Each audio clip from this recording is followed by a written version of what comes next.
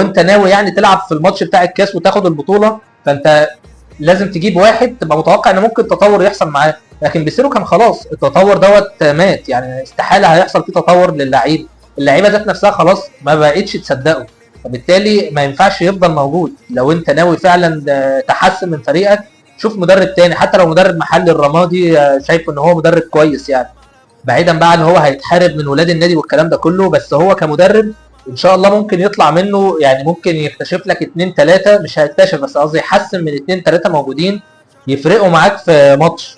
طيب ايمن الرمادي عقده لمده شهر هينتهي بنهايه الكاس. شايف ان هو لو خد الكاس ليه مشي بيسيرو؟ انا معصره مش هرجع في كلامي، انا كنت خلاص جبت اخر يعني، انا واحنا بنصور هنا انا قلت لك كفايه قوي على بيسيرو. يعني الحاجه الوحيده اللي تمنع ان بيسيرو يمشي ان هو مثلا يبقى مش هنعرف، مفيش تفاهم فهيرفع قضيه والكلام ده كله، لا خلاص سيبه، غير كده مشيه. مفيش اي تحسن هيحصل